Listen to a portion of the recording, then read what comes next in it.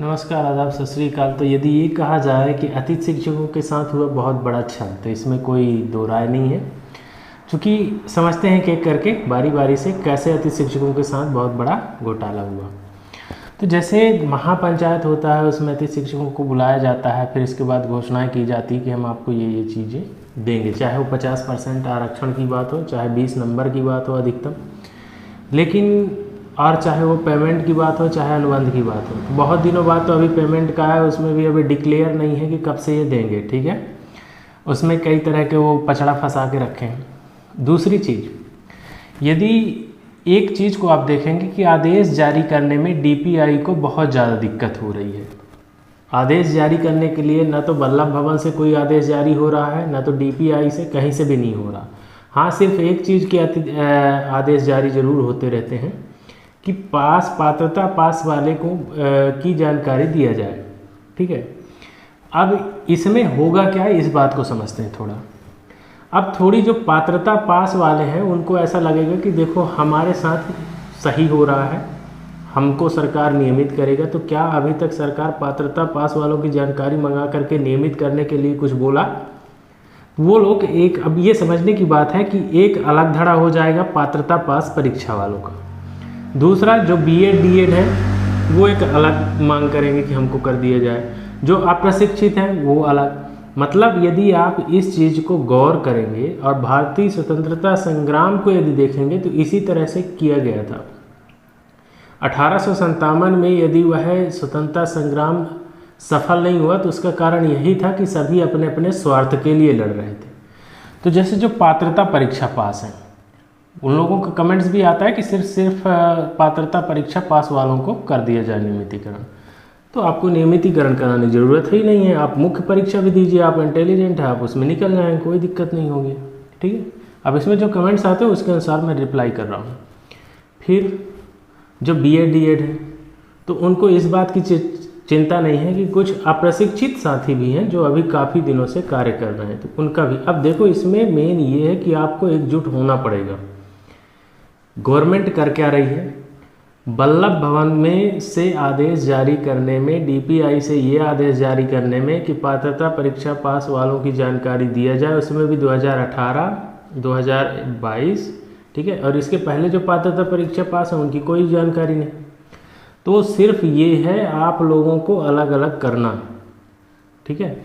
यदि आप अभी भी नहीं समझे तो लाइफ में मुझे नहीं लग रहा कि अतिथि शिक्षक नियमितीकरण के बारे में कुछ हो पाएगा। फिर आप देखिए कि जैसे चुनावी टाइम है तो कांग्रेस भी इसको अपने पाले में लेना चाहेगी। कांग्रेस इसको अपने पाले में लेने के लिए बहुत बड़ी बड़ी घोषणाएं करेगी। अरे भैया, जब 18 महीने की आपकी सरकार आई थी तब सो रहे थे क्या? तब तो आपने उतना भी नहीं किया, ठीक है। तो ये सभी जो राजनीतिक पार्टियां हैं सिर्फ अपनी रोटी सेकते हैं।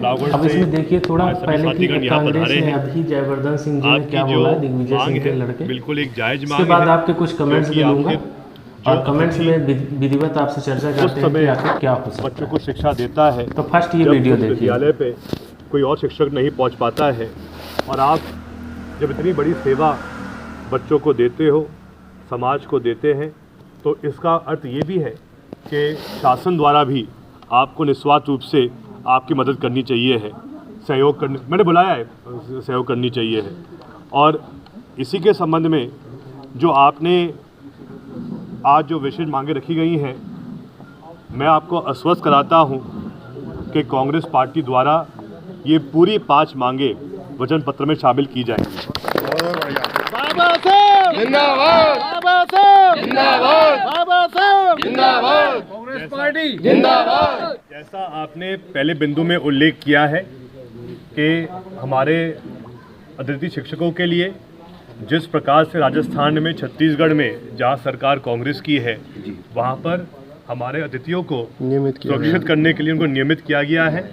और हम आपको वादा करते हैं कि पहली कैबिनेट में ही इसका हम बैठक में प्रस्ताव रख के चरणबद्ध तरीके से इसको हम आपको पूरी इसकी सेवा आपको करेंगे।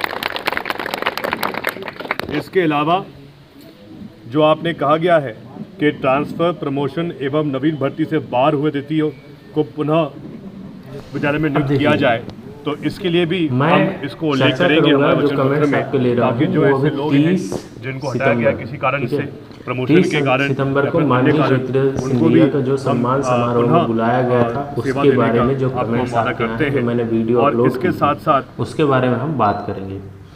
तो उसमें आपने देखा ही होगा कि माननीय सिंधिया जी क्या क्या बोल के गए हैं, ठीक है। अब इसमें जो कमेंट्स हैं उन पर बात करते हैं। जैसे नेहा जी शर्मा के कमेंट्स है कि अतिथि शिक्षकों की प्रमोशन से मिट्टी पलीत और तुम धन्यवाद दे रहे हो, हजारों अतिथि शिक्षक बाहर हो चुके हैं, हजारों होने वाले भी हैं। आप पोर्टल बंद है, कोई दूसरी जगह भी जा नहीं सकते हैं, ठीक है। भाजपा राज में शोषण हो रहा है, तो सही बात है, चूँकि वहाँ जो अतिथि शिक्षक सम्मान के लिए बुलाए थे उन्होंने धन्यवाद दे रहा था, और अभी तक उसके बारे में जब माननीय शिवराज सिंह चौहान बोल दिए हैं घोषणा में, तो इनको आदेश जारी करने में क्या दिक्कत होती है, जबकि उच्च शिक्षा विभाग ने जारी कर दिया, ठीक है। इसके अलावा यदि आप देखोगे तो जो कोटवार का हुआ था महापंचायत, उसमें भी जारी हो गया। तो सिर्फ क्या अतिथि शिक्षकों में वही दिक्कत है, अतिथि विद्वानों का तो हो गया, ठीक है। उन फॉलन आउट के लिए दोबारा से विधिवत ये भी जारी हो गया कि जो बाहर निकले हैं उनको अब फिर से ज्वाइन कराया जाए। लेकिन अतिथि शिक्षकों में ये सबसे बड़ी विडम्बना क्यों है? आखिर सरकार इस तरह से दोगलापन क्यों कर रही है? या कि फिर जो उसके कार्य में जैसे जो मुख्य सचिव हैं वो लोग इतना ज़्यादा नफरत करते हैं अतिथि शिक्षकों से, कारण क्या है भाई? राजेश त्रिपाठी जी के कमेंट है इनकी बातों में नहीं आना, बिल्कुल बात सही है, क्योंकि ये कुछ भी बोलते हैं लेकिन करते कुछ और हैं। रोहित साकेत जी के कहना है कि सर वेतन के अलावा कुछ भी नहीं हुआ है, बिल्कुल बात सही है, वेतन के अलावा अभी कुछ भी नहीं हुआ, उसमें भी अनुबंध की बात नहीं कही गई। हो सकता है कि वो 2 महीने पहले हटा दे, ठीक है, तो ऐसा कुछ भी नहीं है अभी। अनुबंध जब तक नहीं होगा तब तक 12 महीने का वेतन के बारे में कोई भी बात नहीं किया जा सकता। के प्रजापति जी का कहना है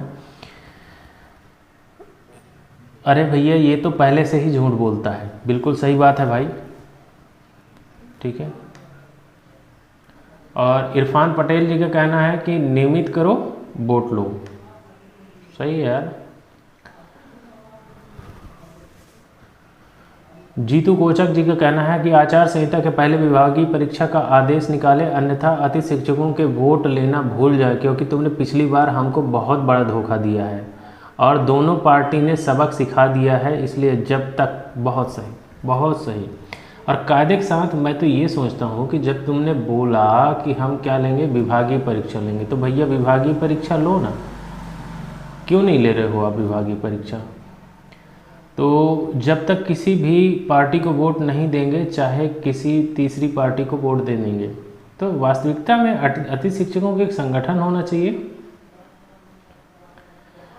तो ही कुछ हो पाएगा, अदरवाइज कुछ नहीं हो पाएगा भाई। इसी तरह से ये लोग चूना लगाते रहेंगे, ठीक है। और जब हर चीज़ का आदेश जारी हो रहा है तो विभागीय परीक्षा का आदेश जारी करवा दे। जो लोग हैं विभागीय परीक्षा दे करके इसके बाद यदि वो फेल होते तो वो भी संतुष्ट हो जाएंगे, क्योंकि गुरु जी को तो लेने में उसको कोई तकलीफ नहीं हुई। अतिथि शिक्षकों के लिए पेट में दर्द क्यों हो रही है, ठीक है। फिर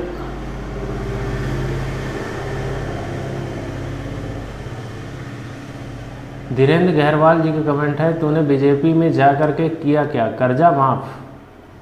कुछ भी नहीं किया भाई वो।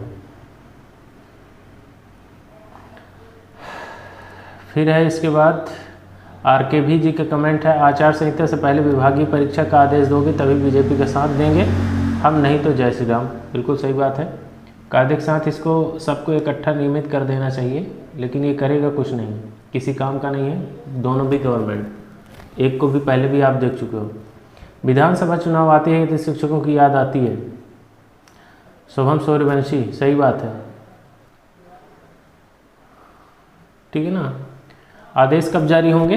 तो आदेश ये लोग कुछ जारी वारी नहीं करवाएंगे, आचार संहिता लग जाएगी, इसके बाद इनकी सरकार वैसे भी निपट जाएगी। फिर है पवित्र सिया जी का कमेंट है, तो क्या आपने अतिथि शिक्षकों को नियमित करवा दिया सिंधिया जी? आपको कांग्रेस पार्टी छोड़े को कितने दिन हो गए? अब एक चीज़ और समझो यार आप लोग थोड़ा, कि सिंधिया ने पार्टी कब छोड़ा था और उसके बाद से अब क्या चल रहा है। तो क्या 4 साल तक जो है सिंधिया जी को अतिथि शिक्षकों की याद नहीं आई? अभी वो अचानक से याद आ गया, ओ माय गॉड, अतिथि शिक्षक और अतिथि विद्वान, आशा बहने, इसके पहले कहाँ थे सिंधिया जी? मंत्री पद में थे ना, वो तो अपना काम निकाल रहे थे। अरे भाई सड़क में वो थोड़ी थे जो आप बोले कि हम ढाल और तलवार बनेंगे और ज़रूरत पड़ी सड़क में भी उतरेंगे। सड़क में तो कौन है? अतिथ शिक्षक और अतिथ विद्वान है। सड़क में आप नहीं हो महाराज।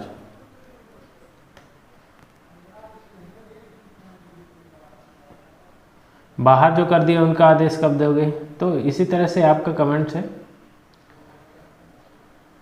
और रही बात, तो मुझे नहीं लग रहा कि ये बहुत ही आसानी से कुछ होगा। इसके लिए एक आंदोलन की ज़रूरत है। और सर्वप्रथम जो ज़्यादा इम्पोर्टेंट है वो ये है कि फर्स्ट तो जितना भी ये घोषणा किए हों उसका आदेश जारी हो जाए। आदेश यदि जारी हो जाता है तब कुछ आपके मान लीजिए कि 50 और 25% आपके फेवर में है। और यदि आदेश जारी नहीं होता है तो ये घोषणा करने वाले मशीन है, घोषणा करते ही रहेंगे और कभी किसी का भला नहीं हो पाएगा। और ना आज तक हुआ, अतिथ शिक्षकों का तो नहीं ही हुआ। तो फिलहाल कैसा लगा ये वीडियो आप कमेंट्स बॉक्स में ज़रूर बताइएगा। और आपके लिए कुछ यदि इन्फॉर्मेशन का लगा हो यार तो लाइक शेयर सब्सक्राइब ज़रूर करिए, ठीक है, जिससे हमको भी मोटिवेशन मिलता है, हम भी आगे काम करने के लिए मोटिवेट होते हैं। और इसके अलावा मैं डिस्क्रिप्शन बॉक्स में अपना टेलीग्राम लिंक भी शेयर कर रहा हूँ, तो किसी भी तरह की जानकारी के लिए आप मुझसे टेलीग्राम में जुड़ सकते हैं, ठीक है। फिलहाल मिलेंगे नेक्स्ट वीडियो में, तब तक के लिए जय हिंद, धन्यवाद, आपका दिन शुभ रहे, wish you best of luck.